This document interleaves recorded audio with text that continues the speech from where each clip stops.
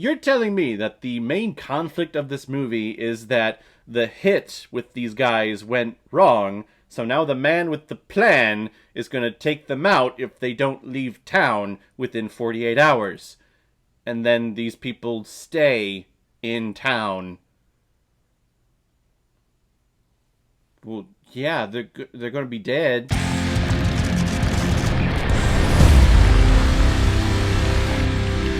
Things to Do in Denver When You're Dead, released in 1995, and is directed by Gary Fleder, who is also behind such films like Kiss the Girls, Don't Say a Word, Imposter, Runaway Jury, and Homefront. And this film is starring Andy Garcia, Christopher Lloyd, William Forsythe, Bill Nunn, Treat Williams, Jack Warden, Steve Buscemi, Fairuza Balk, Gabrielle Anwar, and Christopher Walken, who's the man with the plan. Whoa! What? I'm here! Andy! Why? What? And the reason why we're talking about this movie today is because it was a PayPal recommendation and donation from a first-time donator in ADR. Thank you so much for this recommendation, because it's a film that I'd never heard of before, and when I first saw the title, I was kind of thinking of that Dead People Wear Plaid movie with Steve Martin. I thought it was going to be like a parody film like that, or a comedy film like that. But no, this is like a straight-up gangster movie that...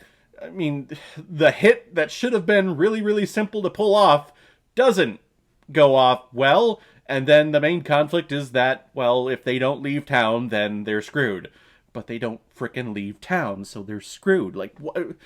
People dumb! Jimmy the Saint is an ex-gangster trying to make an honest living in Denver. However, the man with the plan, played by Christopher Walken, comes a-knockin' and asks Jimmy the Saint to do one last job to help his son get with the woman that he loves. So Jimmy assembles a crew to pull off the job, but absolutely everything goes wrong. Now, all of these men have a hit placed on them, and it will be carried out if these men don't leave town. And like I've been saying in this review, these men don't leave town, or at least it seems like they don't leave town.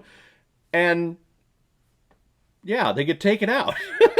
The film is 2 hours long, and the man with the plan gets Jimmy the Saint in and tells him what he wants done, and they're going off to pull off the hit, like, within the first 40-45 minutes, and I'm thinking, well, this is a pretty easy hit, because all they're gonna do is they're gonna take the boyfriend of the woman that the man with the plan's son loves, rough him up a little bit so that he leaves her, and then she will come crawling back to the man with the plan's son, and then the son will not be a pedophile anymore, and they'll be together, and then everyone will be happy. That's the plan!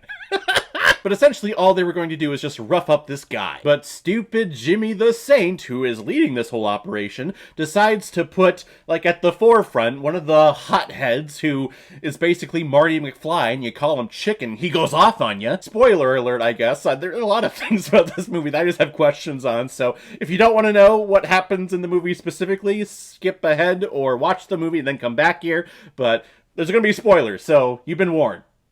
Okay, so the job goes wrong, and the guy dies. The guy is killed by the Jimmy the Saint crew.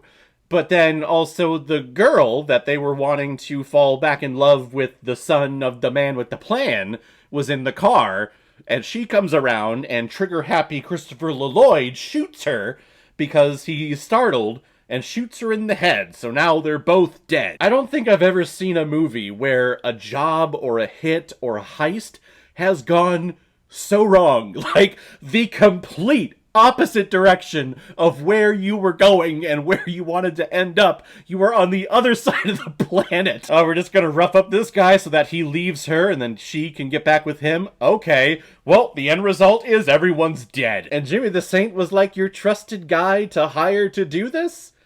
Wow! Christopher, I mean, why would you trust Jimmy the Saint for doing this when it's carried out so terribly? What? Why? I need to stop doing that terrible impersonation, otherwise I'm going to annoy everyone out there, including myself.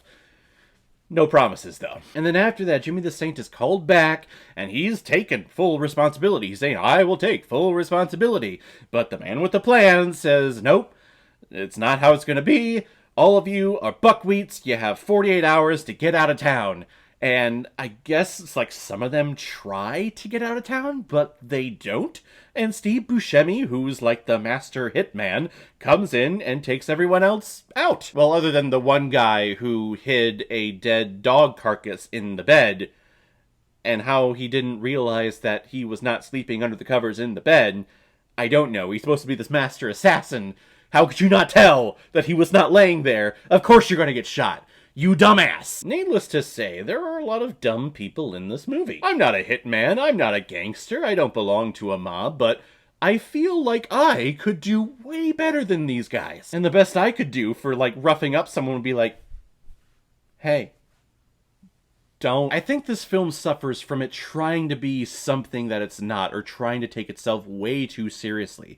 Like, it's trying to be The Godfather, and it's not The Godfather. If you even listen to the music, there are some points in here where you just hear a solo trumpet almost doing the Godfather theme, but not just a little off. Like, it was almost turning into a comedy or a parody of The Godfather. Here's when everything goes wrong with idiot mobsters, and they would splice in all of these taped monologues from these either elderly people or people dying of cancer or people that know that they're going to die for whatever reason, talking about their life to a loved one, because that's what Jimmy the Saint's profession of trying to make an honest living was. He was running this business of recording videos of dying people so that they can record messages to their loved ones for their wills or something like that. So every once in a while, when a big action set piece happened, we would have a spliced in recording of this old person's talking about how, oh, life, it just flashes by, it goes by so quickly, and you think of things back then, but you don't think of things now. Like, it's really taking itself way too serious. It's trying to be like this big dramatic piece. And Jimmy the Saint, with what he does in the end of giving his seed to Lucinda so that he can have an offspring and a legacy, and that's why he gets to have his big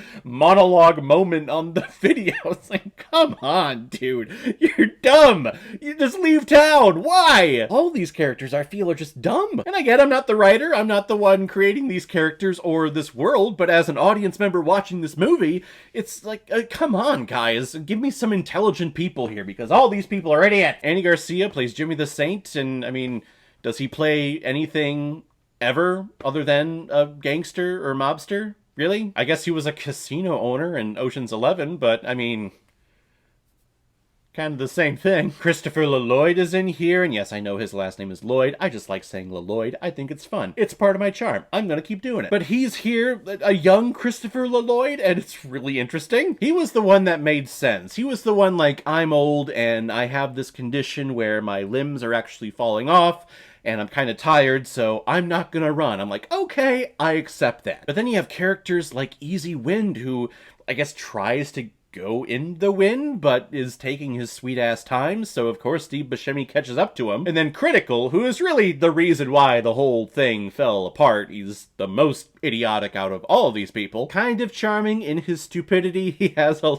couple of funny moments where he's talking to Jimmy the Saint and he's in his living room and he's freaking out like he hasn't gone out in weeks, and he has beans and he's peeing into a milk jug right in front of Jimmy the Saint because, you know, that's what you do. Some moments like that were pretty funny, but again, dumb. Basically, this movie is trying to be something that it just doesn't end up being. We have a forced love story of Jimmy the Saint trying to get with this girl who is with someone else. So they're having an affair, and it's like, oh, I'm in love with you, but, you know, not really. I mean, it's a fling, obviously. Come on, guys. And we're trying to attach this whole mobster gang hit thing in with, oh, death is gonna come for us all, and life is beautiful, and treasure the moments in your life, and you'll experience happiness if you write down 10 things you want to do, and if you hit 5, it's gonna be perfect, and bullshit. Like, this film, it's trying to be something that it's not. If it didn't do that, it would have been fine, but it's trying to take itself way too seriously. I'm gonna give Things to Do in Denver When You're Dead 2 out of 5 Blu-rays. Alright everyone, now comes my favorite part of my videos where I pick which movie I'm going to be watching next, and the next one is another PayPal recommendation and donation from one of my contributors on this channel that always ends up giving me pretty big doozies especially over the last couple of months. Dr. Camp, you recommended the movie The Disaster Artist. Not a film that is stupid or crazy or weird at all, but he recommended this to me because my ranking sound clip that I use for films that are just totally out there is the famous breast cancer line from the movie that The Disaster Artist is about it making, The Room. I actually read the book, The Disaster Artist, before the film came out, so I know the differences between what Greg was actually talking about in the book and what ended up on screen, but for the most part, it's actually a pretty accurate telling of this movie experience that is just that. It's an experience. You can't say it's bad or good in any way. It's something that you need to experience in real life. But we'll talk more about that next time. So guys, if you've seen things to do in Denver when you're dead, what did you think about it? Or even better yet, do you know of anything that you can do in Denver while you're dead? Whatever you thought, comment below. Let me know what you thought about it. And as always, if you like what you see here, if you like my take on movies, and hit the subscribe button and make sure you hit that bell. See you the next time I release my next movie review. So guys, I will see you next time with my review of The Disaster Artist. So in the meantime, be well, be good to each other, and go watch a movie. Take care, guys.